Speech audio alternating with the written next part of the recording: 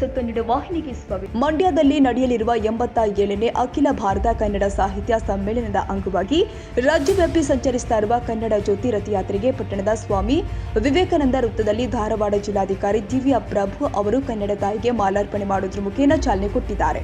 ಈ ಸಂದರ್ಭದಲ್ಲಿ ಚಕ್ಕಡಿ ರಸ್ತೆ ಹರಿಕಾರ ಶಾಸಕ ಎನ್ಎಚ್ ಕೋನರೆಡ್ಡಿ ಪುಷ್ಪಾರ್ಚನೆ ಮಾಡಿದರು. ತಹಶೀಲ್ದಾರ್ ಮಂಜುನಾಥ್ ದಾಸಪ್ಪನವರು, ಇಲಾಖಾ ಅಧಿಕಾರಿಗಳು, ಕನ್ನಡ ಪರ ಹೋರಾಟಗಾರರು, ಕಲಾವಿದರು, ಕನ್ನಡ ಅಭಿಮಾನಿಗಳು ಮತ್ತು ವಿದ್ಯಾರ್ಥಿಗಳ ಸಮ್ಮುಖದಲ್ಲಿ ನಂತರ ಸ್ವಾಮಿ ವಿವೇಕಾನಂದ ವೃತ್ತದಿಂದ ಅಂಬಿಗೇರಿ ಕ್ರಾಸ್ವರೆಗೆ ವಿವಿಧ ವಾದ್ಯಮೇಳ ಹಾಗೂ ಕುಂಭಮೇಳಗಳೊಂದಿಗೆ ಮೆರವಣಿಗೆ ಜರುಗಿದೆ. ಅತ್ಯುತ್ತಮ ಜಿಲ್ಲಾಧಿಕಾರಿ ಪ್ರಶಸ್ತಿ ಪಡೆದು ಪ್ರಥಮ ಬಾರಿಗೆ ಅಣ್ಣಿಗೇರಿಗೆ ತಾಲೂಕಿಗೆ ಆಗಮಿಸಿದ ದಿವ್ಯಾ ಪ್ರಭು ಅವರನ್ನ ಗೌರವಪೂರ್ವಕವಾಗಿ ಸನ್ಮಾನಿಸಲಾಗಿದೆ.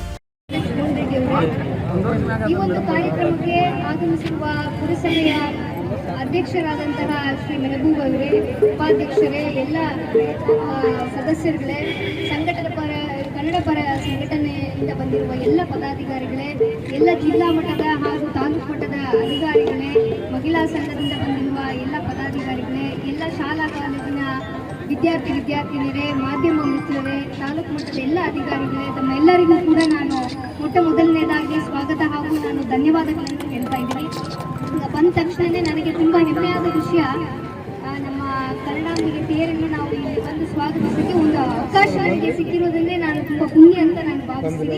ಅದರಲ್ಲಿಯೂ ಇಲ್ಲಿ ಈ ಒಂದು ಕಾರ್ಯಕ್ರಮದಲ್ಲಿ ತಾವು ನನಗೆ ಒಳ್ಳೆ ಜಿಲ್ಲಾಧಿಕಾರಿಗಳ ಸನ್ಮಾನ ಮಾಡಿರುವುದು ನಿಜಕ್ಕೂ ಕೂಡ ಇನ್ನೂ ರೈತರಿಗೋಸ್ಕರ, ಸಾರ್ವಜನಿಕರಿಗೋಸ್ಕರ, ಮಹಿಳೆಯರಿಗೋಸ್ಕರ, ಎಲ್ಲರಿಗೋಸ್ಕರ ಶ್ರಮಿಸಿ ಇನ್ನೂ ಕೂಡ ಹೆಚ್ಚಿನ ದುಡಿಬೇಕು.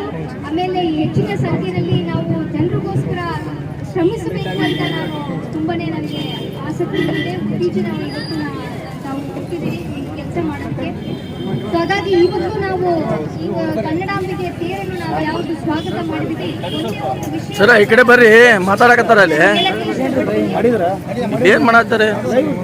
ನಮ್ಮ ಎಲ್ಲರಿಗೂ ಕೂಡ ನಾವು ನಮ್ಮ ಊರು, ನಮ್ಮ ಭಾಷೆ, ನಮ್ಮ ಒಂದು ಪಾರಂಪರಿಕ ಎಂಬ ಒಂದು ಹೆಮ್ಮೆಯನ್ನು ನಮ್ಮ ಎಲ್ಲರಿಗೂ ಕೂಡ ಇರಬೇಕಾಗಿದೆ.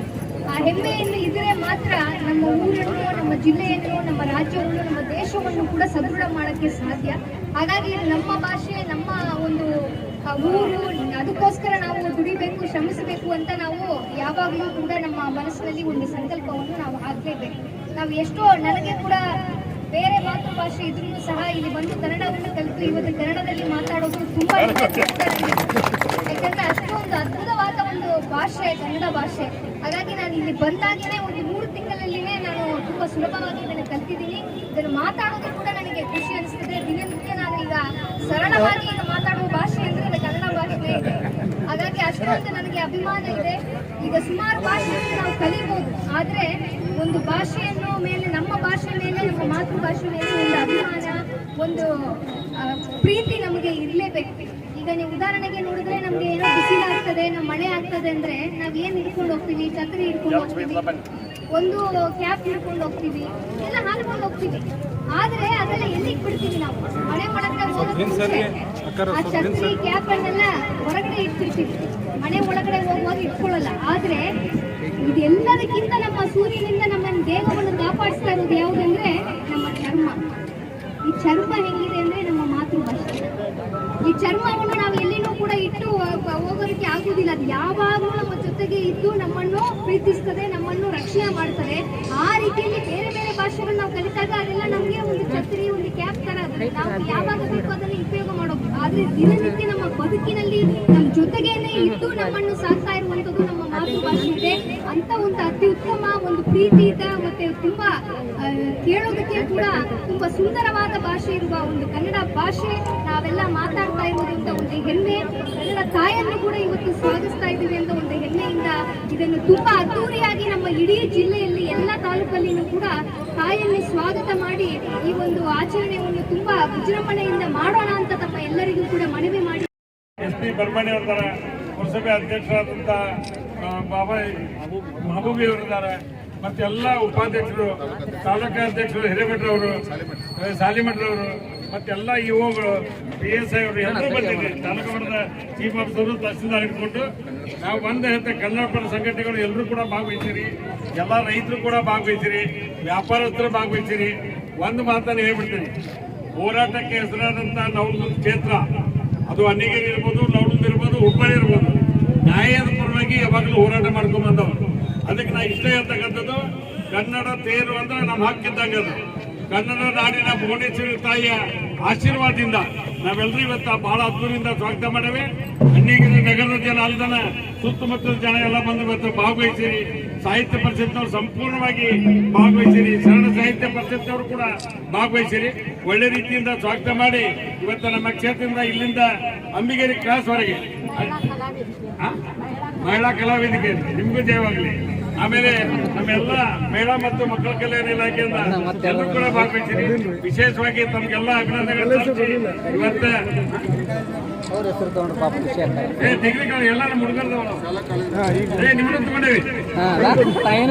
ನಾವು ಯಾರು ಹಾಗೆ ಪರಿಸ್ಥಿತಿ. ಅದಕ್ಕೆ ಎಲ್ಲರಿಗೂ ಅಭಿನಂದನೆ ಹೇಳಿ ಮೊದಲನೇದಾಗಿ ಬಂದ್ಕನ ನಮ್ಮ ಜಿಲ್ಲಾಧಿಕಾರಿಗಳಿಗೆ ನಮ್ಮ ಪುರಸಭೆಯವರು ಎಲ್ಲರೂ ಸೇರ್ಕೊಂಡು ಸನ್ಮಾನ ಮಾಡಬೇಕು. ನನಗೆ ಅಧ್ಯಕ್ಷರು ಮತ್ತು ಮೆಂಬರ್ಗಳು ಕೂಡ ಈ ಜವಾಬ್ದಾರಿ ಹೇಳಿದಾಗ ಯಾಕೆ ಹಂಗೆ ಫಸ್ಟ್ ಚಲೋ ಜಿಲ್ಲಾಧಿಕಾರಿ ಅಂತ ತಿಳ್ಕೊಂಡು ಪ್ರಶಸ್ತಿ ಮಾಡಿದ್ರು. ಅಣ್ಣಿಗರಿಗೆ ಫಸ್ಟ್ ಬಂದಾರೆ, ಅದಕ್ಕೆ ಬಂದಕ್ಕೆ ಸನ್ಮಾನ ಮಾಡ್ತೇವೆ. ಅದೊಂದು ಹೆಮ್ಮೆ. ನಮ್ಮೆಲ್ಲ ಮಹಿಳೆಯರು ಇದಕ್ಕೆ ನಾ ಬಂದು ಸದ್ಕೊಮ್ಮೆ ನನಗೆ ಬಂದು ಫಸ್ಟ್ ಮುಗುಲ್ ಮಾಡಿದೆ, ಓಡಿ DC ಕೊಟ್ರಿ ಅಂದ್ರೆ ನಮ್ಮಲ್ಲಿ ಇರ್ತಕ್ಕಂಥ ಗೌರವ, ಎಲ್ಲರಿಗೂ ಗೌರವ ಕೊಡ್ತಕ್ಕಂಥ ಒಂದು ಊರು ಯಾವ್ದು ಅಂದ್ರೆ ಅದು ಅಣ್ಣಿಗೇರಿ. ಅಣ್ಣಿಗೇರಿಗೆ ಎಲ್ಲ ಪಕ್ಷಾತೀತವಾಗಿ ಒಗ್ಗಟ್ಟಾಗಿ ಕೆಲಸ ಮಾಡ್ತಕ್ಕಂಥ ಇದು ನಗರ. ಅದಕ್ಕೆ ಪಂಪನ ನಾಡು.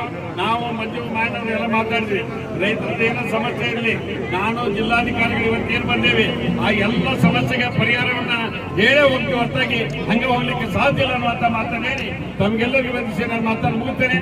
ಜೈ ಹಿಂದ್, ಜೈ ಕರ್ನಾಟಕ.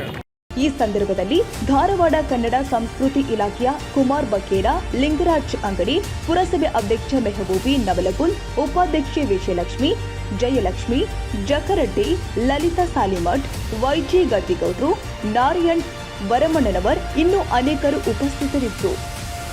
ತಾಜಾ ಸುದ್ದಿಗಾಗಿ MTV ನ್ಯೂಸ್ 24x7ಗೆ ಸಬ್ಸ್ಕ್ರೈಬ್ ಮಾಡಿ ಮತ್ತು ಬೆಲ್ ಐಕಾನ್ ಅನ್ನು ಒತ್ತಿ. ತಪ್ಪದೇ ಲಿಂಕ್ ಶೇರ್ ಮಾಡಿ.